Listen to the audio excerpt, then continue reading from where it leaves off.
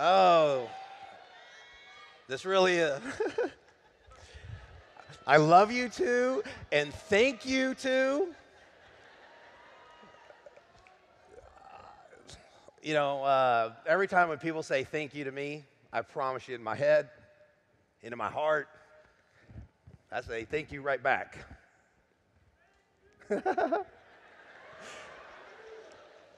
Because we really are doing this together. And when people ask me, where do you want to be 5 years, 10 years, 20 years from now? Yeah, I've got big ideas and big goals and big dreams, but I promise you, if we're just doing more of this, I'll be a happy camper. And they say, live like you're going to die tomorrow, work like you're going to live forever. So many times, in a very healthy way, I'm always ready to go at any time. I'm just happy.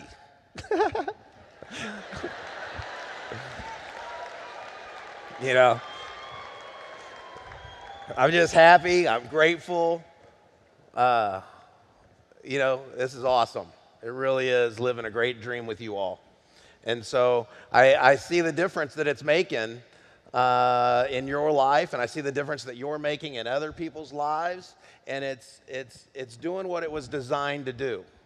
This was built on purpose, and I hope that gives you confidence that there is a plan. I'm surrounded by a team of people where we do have a common vision, and we do make plans, and we execute according to those plans, and it turns into reality, and this is awesome. So that should give us confidence of what we can do into the future. If we can do everything we've done up to this point, if we keep doing what we've been doing and we stick together, what else can we continue to do into the future? Yeah. So absolutely, our personal mission statement, fun, freedom, fulfillment, we're living it. It's happening. And I have to stop and take a breath because it's overwhelming. We want the experiences, to be more readily available to each of us, all over the world on a daily basis. What is it about WorldVentures, us, Dream Trips, that's just, so positive? Why does our Kool-Aid, taste so good?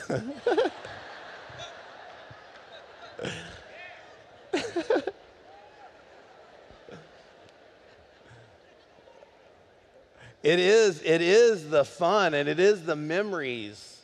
And that's really how I see it, that we're in the fun and memory business. And I look forward to the day where, yes, Dream Trips have been our cornerstone product.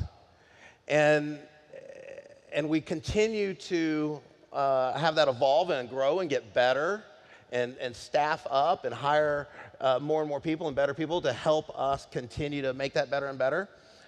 And I look forward to the day where, we're doing more in the food and entertainment world. Because when we travel around the world and we're in each other's cities, what is it that we typically like to go do together? Eat, drink, be merry, right? So we have some very unique plans that are going to get us together more often. And I want to talk about that just a little bit later in my talk. But at first, if I'm going to get up here and talk to you today, I want to talk to you about the foundation of this company and really represent that even more so than the future. Earlier, I do. When it's that RMD level, it hits me because there really is a pivotal point there. In my mind, up until that point, you're working and working and you're building and you're building and you're learning and growing. But there really is a pivotal point at that RMD. And so I know what it took to get there. I know all the conversations that had to happen in here and in here for that to become a reality for somebody. And so I think that's what we're trying to do. I think that's what we're trying to show people, a clear path how to get there. But, this is kind of my new uniform. I'm proud of this uniform, too. I like Tommy Bahama. Y'all know that we kind of are offering some Tommy Bahama stuff now? Yeah. A great brand. Our brand is starting to partner with other great brands. You'll see that more and more in the future because you all have built something big and special around the world, and other big companies are really looking at us. And right now, we're at this pivotal point where they're trying to decide, who are y'all and who are y'all going to be in the future? And they're starting to go, okay, do we really align ourselves with you? Do we really partner up with you? And they're interested. They're intrigued. And this is why we're asking you to kind of be brand ambassadors with us and appreciate the brand and respect the brand. But there is a lot of learning that we're doing together as we go from 100 million, 300 million, 500 million, and we got a great trajectory going on to 1 billion. And I believe that we're going on 9 years old. I believe at our 10-year mark, we'll have done over $1 billion in sales and $1 billion in revenues. I look forward to the next step after that where we pay out $1 billion in commissions.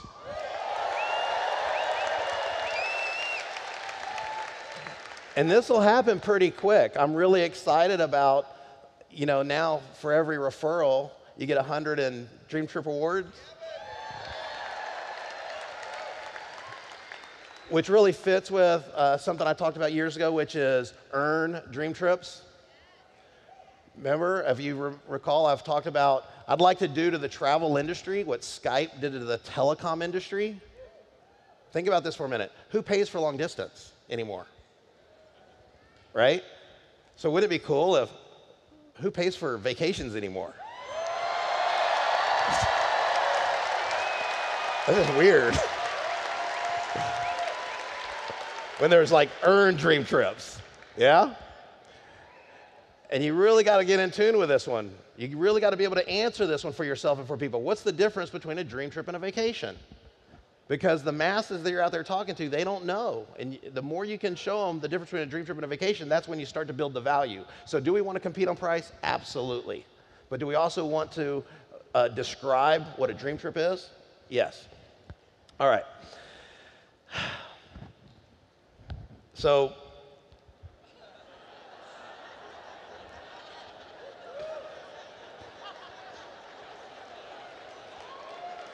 there's the thinker and there's the doer. And this is funny, but there really is a time for thinking. There really is a time for contemplation.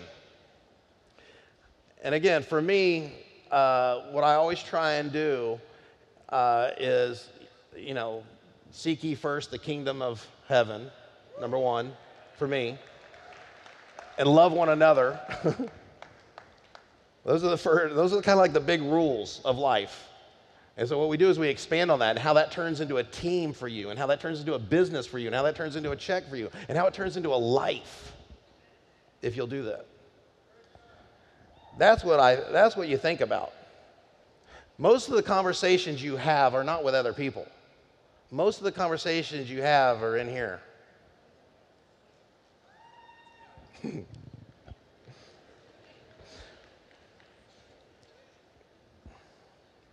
So if there was nobody else on the planet, it would be you and God and Earth, right? Remember the movie Castaway with Tom Hanks? Wilson! Oh, man, you could kind of identify, right? I mean, whoa, that was some heavy stuff. I don't mean it that way, like you're in survival mode. I just mean it in terms of communication, okay? Nucleus effect. You build people, and then people build the business, okay? The company isn't just me and Mike and everybody else or the building in Dallas. The company really is each one of you, all right? And you have to see it this way and take this kind of accountability. And what we're trying to do is build you, and then you build the business. But it's how well are we going to be as a team. So there's how well are you as an individual, then there's how well are we going to be as a team. And that's why we're trying to make you as strong and as good of an individual as possible. So there's this ripple effect where, yes, we care about you being centered and having the right personal values and whatnot and thinking about the right things and thinking in the right way. And then there's your spouse. And then there's your kids. And then there's your extended family and friends. And then there's your community and this business and whatnot. So I want you to have a solid center.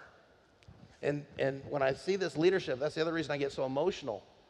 When I hear the RMDs speak, and I hear them tell their stories, and I hear them tell what they went through, and I hear them tell it hits me because I just see how solid they are now, and how centered they are now. And they can't believe where they came from. You know, they see themselves differently, and every time we get those RMDs up here, I feel like the foundation just got wider and deeper and deeper. So now we can go higher and stronger. They're so powerful, these new RMDs. When they speak, can't you look forward to the day they're training around the world? I already hear it in them. They're already that good. And we need that. We need that. We need you to go through the same process, the same path they've been through. Because as we grow around the world, we need more leaders all the time. You know, another interesting thing to me, I believe that our company, as we're growing, it's been upwards of 40,000 new members a month. And then, like Mike said, that turns into what we believe we're able to do with volunteerism trips. We can build that biggest volunteer army in the world. Wouldn't that be cool? If we want to do business with somebody like Tommy Bahama or another brand, and they go and they look at us, and all of a sudden, here we are also doing these trips around the world, these beneficial trips to other people, that's a cool thing.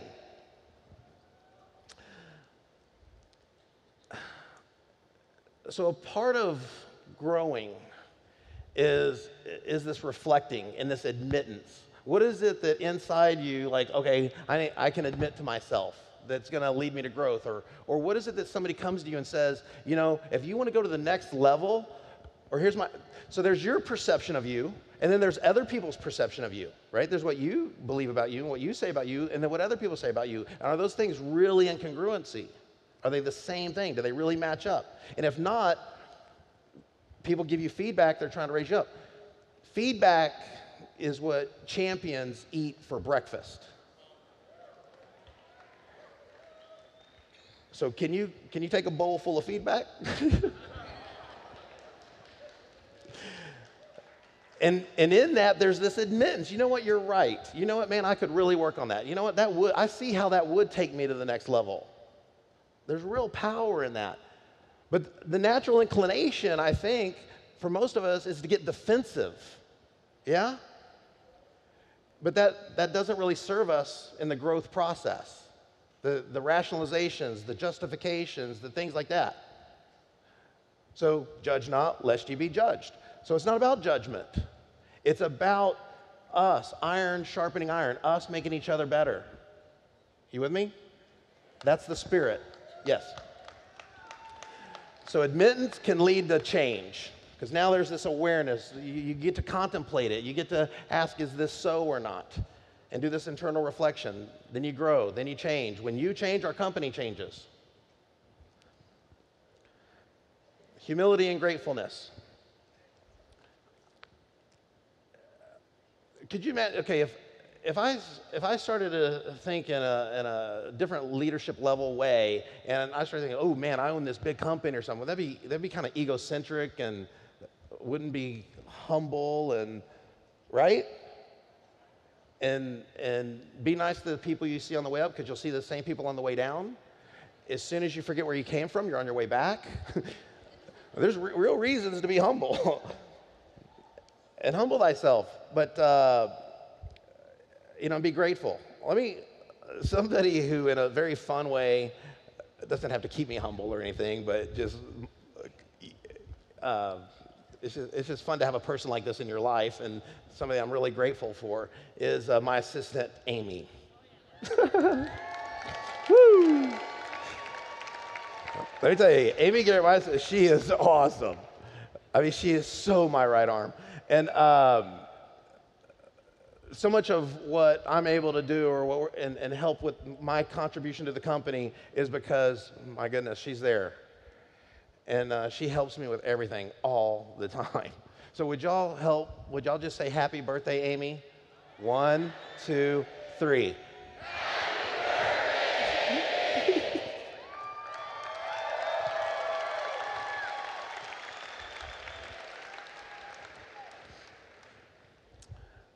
So you gotta, I'm always fascinated by who recruited who and who trained who and who did this and who did that. What's that line of lineage, that sponsorship, that leadership line, the history of this team, you know?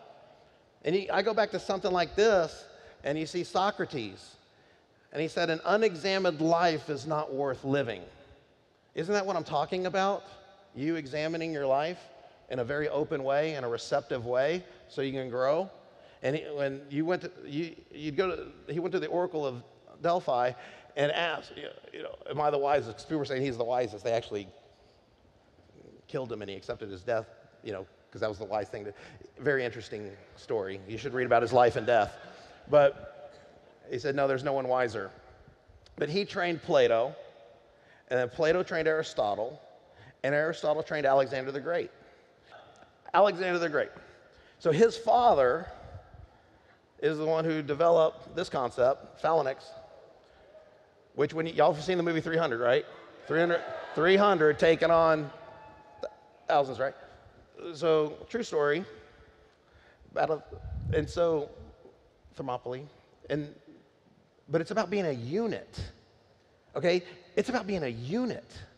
It's about working as one and being tight as a unit. And I show you this for a reason, because I don't know what the world holds in the future. I don't know when we might have to come together and play defense. But I know when and if that day ever comes, if we've got the line of communication open with one another through phone calls and text and leadership and friendship and relationship, I'm not worried about what happens in the world because I have you all. You got my back. And I got your back. And we got each other's back. And I just believe we can handle what comes our way because we're so strong as a unit, because our company cares about training. Let's pretend for a moment we didn't have a training platform like this. Give it up for Mark Cassetta.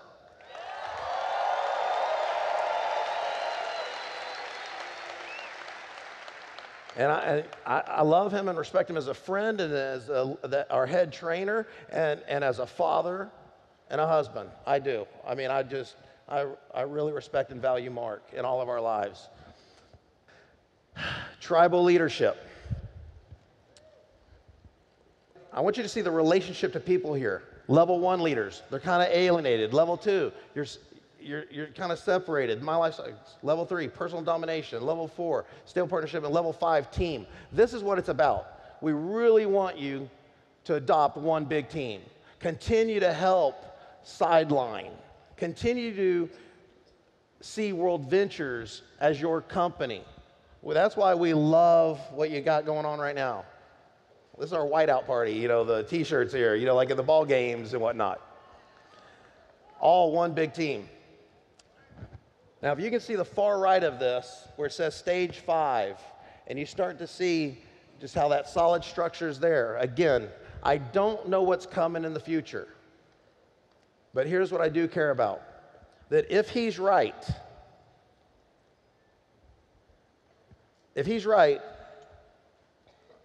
and we're a tight unit, we're prepared.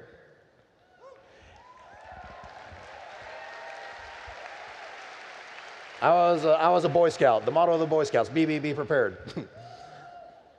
But what if what he's saying is wrong? What if it doesn't happen?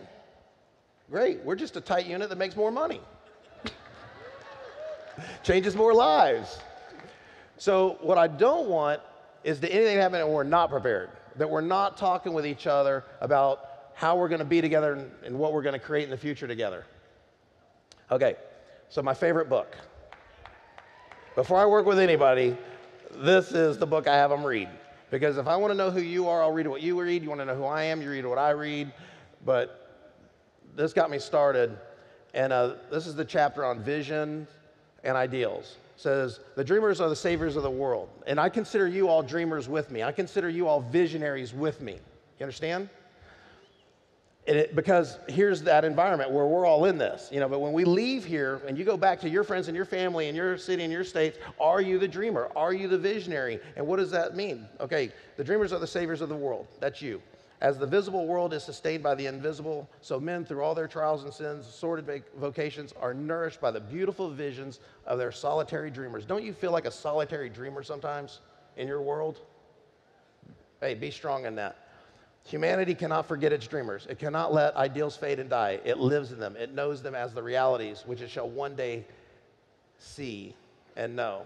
Okay, read this with me. Cherish your visions. Cherish your ideals. Cherish the music that stirs in your heart, the beauty that forms in your mind, the loveliness that drapes your purest thoughts. For out of them will grow all delightful conditions, all heavenly environment of these. If you but remain true to them, your world will at last be built. WorldVentures, right? Your outer world's a reflection of your inner world. To desire is to obtain, to aspire is to achieve.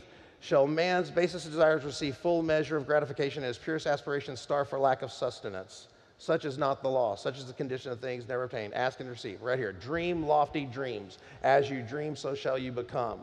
Your vision is the promise of what you shall one day be. Your ideal is the prophecy of what you shall at last unveil. RMDs.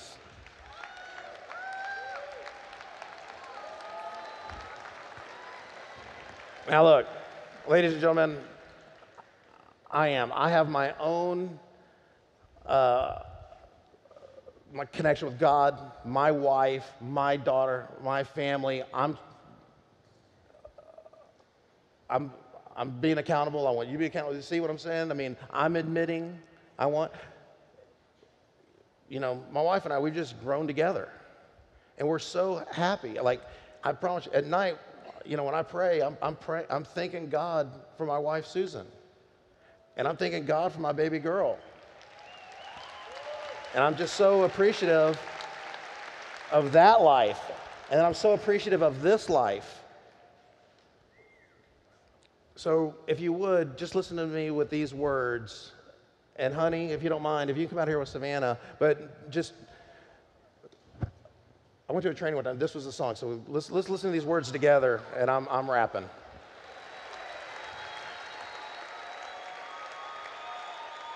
All right.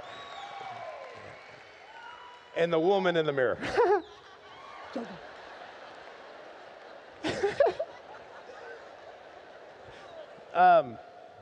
Ladies and gentlemen, I just want to once again say thank you. I know you are looking in the mirror. You are growing, and we are making a change. Thank you. Bye-bye.